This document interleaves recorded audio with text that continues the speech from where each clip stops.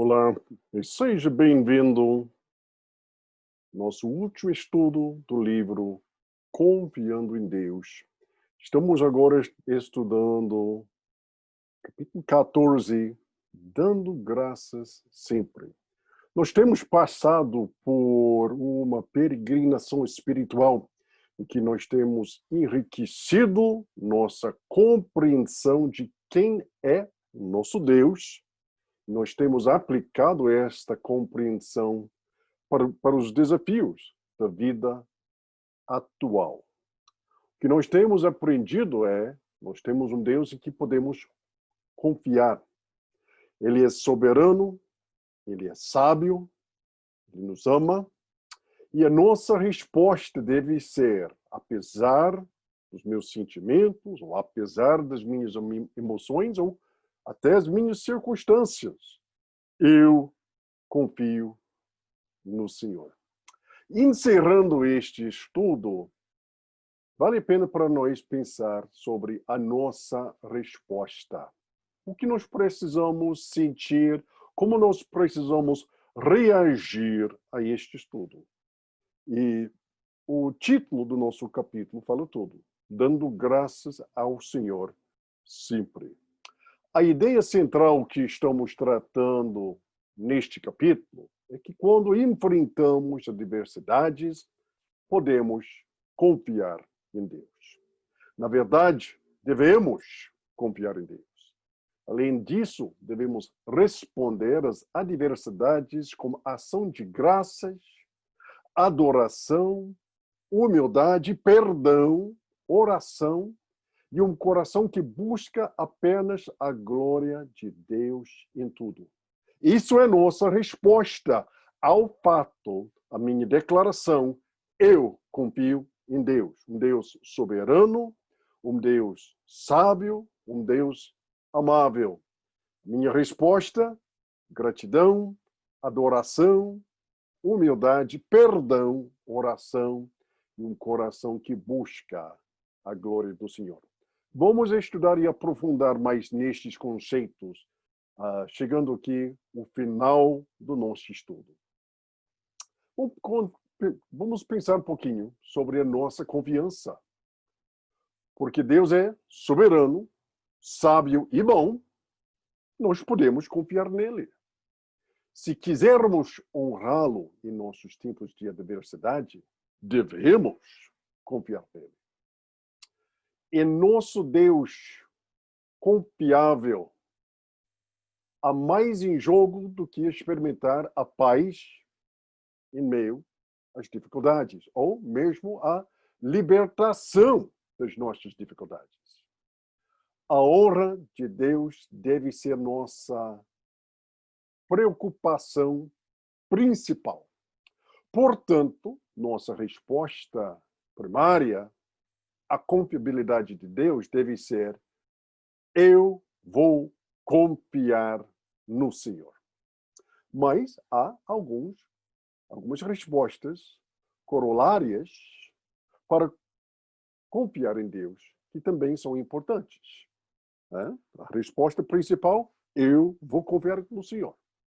Mas há outras consequências também que vale a pena para nós até contemplar. Então, mais algumas respostas que podem ser consideradas são importantes. E essas respostas fornecem evidências tangíveis, concretas, de que estamos, de fato, confiando em Deus. A primeira resposta corolária ou consequência que consideramos é ação de graças. Quando eu confio no Senhor, eu vou ter um coração cheio de gratidão ao Senhor. Paulo disse em 1 Tessalonicenses 5:18, agradecer em todas as circunstâncias. Devemos ser gratos em maus momentos e bons momentos, por adversidades e por bênçãos. A ação de graças é uma admissão de dependência total em Deus. E através desta confissão, reconhecemos que o reino físico de Deus nos dá vida, respiração e tudo mais. Atos 17, 25. E que no reino espiritual foi Deus quem nos fez vivos em Cristo Jesus, quando ainda estávamos mortos em nossas transgressões e pecados. Então, gratidão ao Senhor para suas misericórdias aqui neste mundo e principalmente para a vida eterna em Cristo Jesus. A base para agradecer nas circunstâncias difíceis é a firme convicção, a firme crença de que Deus está trabalhando em todas as coisas. Todas as circunstâncias para nosso bem. É a vontade de aceitar essa verdade da palavra de Deus e confiar nela sem ter que saber como Ele está trabalhando para o nosso bem. Então, isso é aquele chamada para dar graças ao Senhor em todas as circunstâncias, que Deus, de fato, está trabalhando em tudo. Podemos ver, então, uma conexão muito estreita entre a promessa bendita de Romanos 8, 28 e a ordem, comando de 1 Tessalonicenses 5, 18, quando entendemos que a tradução literal das palavras em todas as circunstâncias, ou seja, em tudo, no grego, como na língua inglesa, as palavras e significados são muito, queria dizer, muito próximos. Devemos agradecer em tudo, porque sabemos em todas as coisas Deus está trabalhando para nós.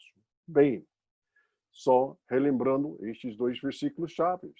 Romanos 8, 28. Sabemos que Deus age em todas as coisas, não somente as boas, mas em todas as coisas, para o bem daqueles que o amam, dos que foram chamados de acordo com o seu propósito.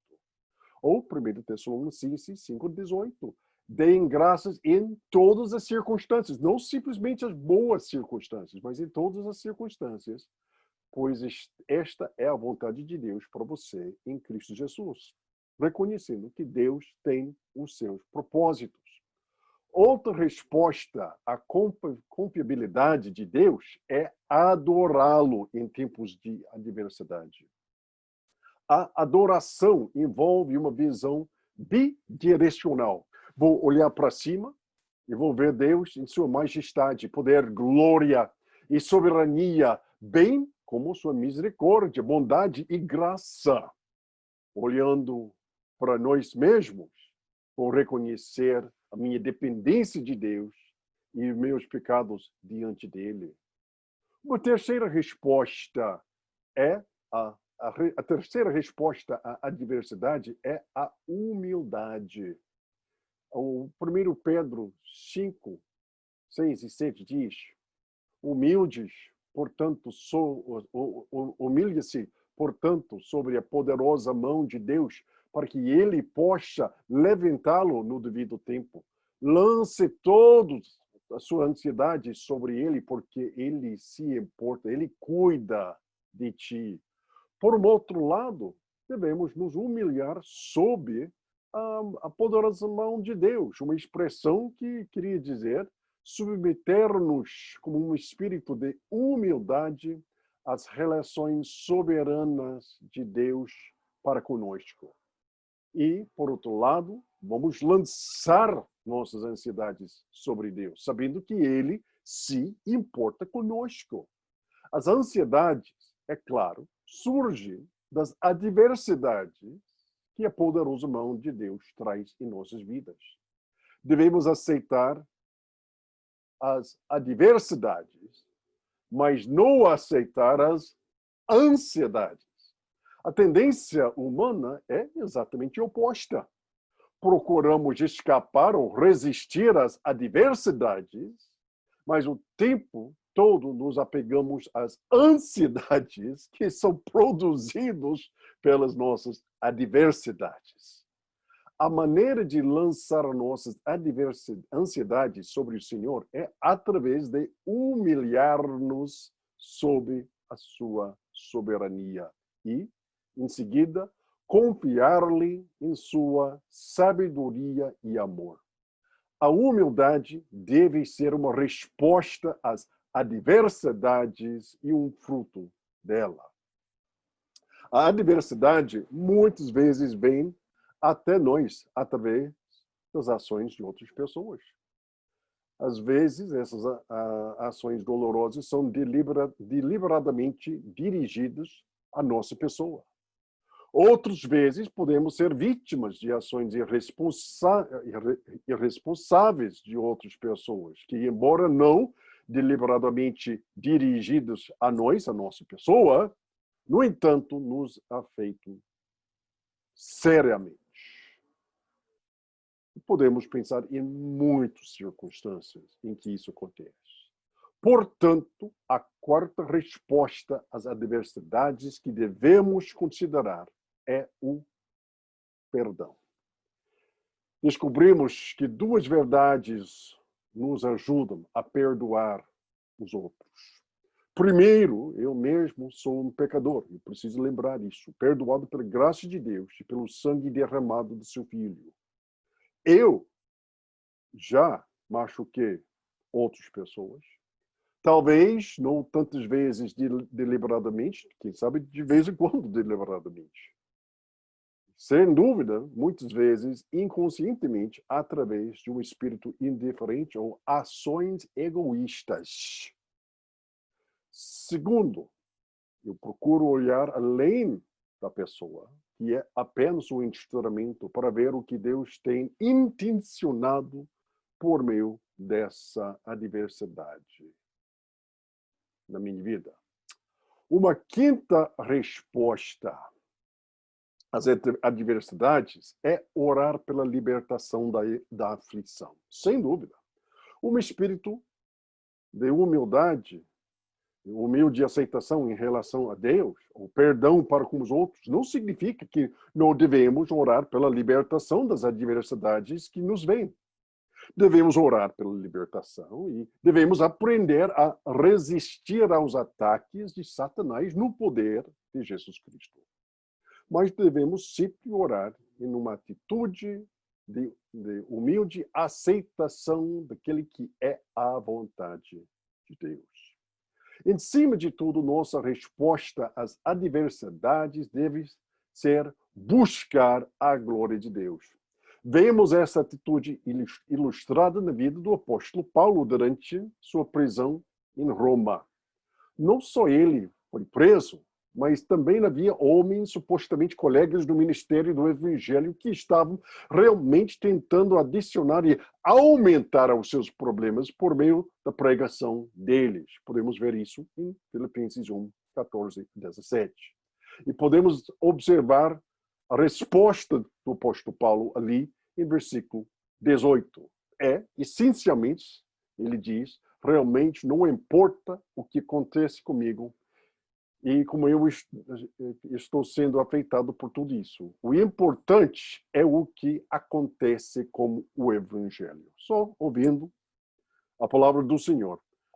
Ali em em Filipenses 1, 14 e 18. E os irmãos, em sua maioria motivados no Senhor pela minha prisão, estão anunciando a palavra com maior determinação e destemor. E verdade que alguns pregam Cristo por inveja e rivalidade, mas outros o fazem de boa vontade.